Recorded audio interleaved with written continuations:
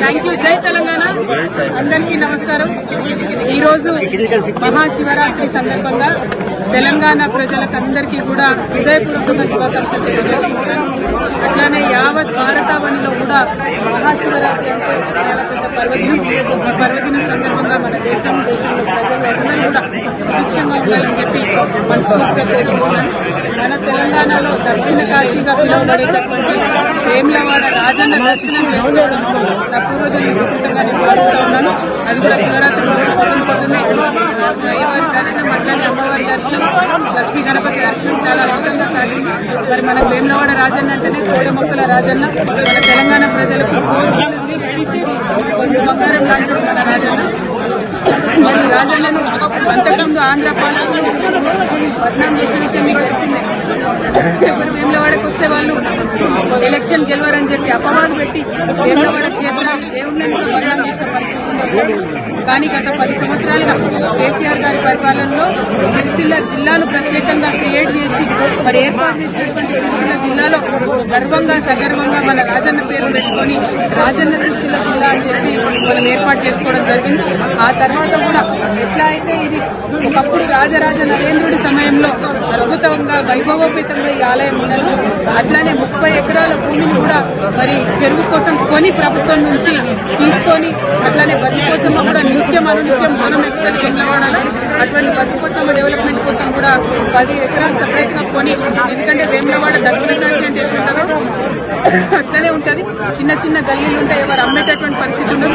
అయినా ప్రభుత్వం చొరవ తీసుకొని దాదాపు 250 కోట్ల పైచీలకు కేవలం ఆలయం అభివృద్ధి కోసమే ఖర్చు చేసినటువంటి ఘనత కేసీఆర్ గారి ప్రభుత్వానికి దక్కిందనేది నేను ఈ సందర్భంగా తెలియజేస్తున్నాను. మరి ఆ డెవలప్మెంట్ కొనసాగాలి. ప్రభుత్వాలు మారినంత మాత్రాన డెవలప్మెంట్ ఆగదు. ఇప్పుడు ఏవైతే 30 ఎకరాలు మేము అక్కడ కొని మా ప్రభుత్వం నుండి రాజన్న వారి ఆలయానికి ఇచ్చినామో, మరి ఆ ఆలయంలో గుడి చెరువు దగ్గర డెవలప్మెంట్ అన్నది ఆగిపోయిందని ప్రయవారు చెప్తా ఉన్నారు. ఆ డెవలప్మెంట్ కంప్లీట్ చేయాలి. అక్కడ అనుకున్నటువంటి హాల్స్ కానీ, కళ్యాణ మండపాలు కానీ, చౌల్ట్రీలు కానీ ఇవన్నీ ఫినిష్ చేస్తే వచ్చిపోయేటటువంటి భక్తులందరూ కూడా మంచి ఉపయోగంగా ఉండేటటువంటి ఆస్కారం ఉంటుంది. అట్లానే సిరిసిల్ల రాజన్న జిల్లా అంటేనే మరి చేనేత అన్నల జిల్లా. మరి అదేవిధంగా చేనేతల కోసం కూడా అనేకమైనటువంటి కార్యక్రమాలు గౌరవనీయులు కేటీఆర్ అన్న గారు కూడా పెద్ద ఎత్తున టేకప్ చేయడం జరిగింది. కానీ అవన్నీ కూడా ఇప్పుడున్నటువంటి ప్రభుత్వ హయాంలో వడకేసరి నేతన్నకి ఇస్తా అన్నది ఏది కూడా ఇస్తలేరు. మళ్ళీ సిరిసిల్లగా మార్చేటటువంటి ప్రయత్నం జరుగుతూ ఉంది. వీటిని విరమించుకొని ప్రభుత్వం ఎటువంటి భేదభావాలు లేకుండా అన్ని నియోజకవర్గాలు మన నియోజకవర్గాలే అని డెవలప్మెంట్ చేయాలి. మరి మా కార్యకర్తలను కూడా సిరిసిల్ల రాజన్న జిల్లాలో బాగా హెరాస్మెంట్ చేయడం, కేసులు పెట్టడం, చిన్న చిన్న వాళ్ళు టీ కొట్టు పెట్టుకున్నటువంటి వాళ్ళని కూడా రామన్న ఫోటో ఉంటే తీసి పక్కనేయడం జరుగుతుంది. ఇంత భేదభావం అవసరం లేదు. ఇవాళ పండగ పూట రాజకీయం మాట్లాడాలనుకున్నా కానీ మనకు తెలంగాణ ఉద్యమ సందర్భంలో కూడా ఎప్పుడైనా కూడా గుడైనా బడైనా చెప్పేది గంటాపతంగా చెప్పేటటువంటి నిజాయితీ ఉన్న వాళ్ళం కాబట్టి ఈ అంశాలు కూడా చెప్పాల్సి. మరి ఒక్కసారి ప్రభుత్వాన్ని రిక్వెస్ట్ చేస్తున్నాం, ఏదైతే డెవలప్మెంట్ వాళ్ళు సాగిందో అది కొనసాగించాలని కోరుతా ఉన్నాం. స్థానికంగా లక్ష్మీ నరసింహారావు గారు, కులవమ్మ గారు, జిల్లాధ్యక్షుడు నాగన్న గారు, అట్లానే నాయకులందరూ కూడా ఉన్నారు.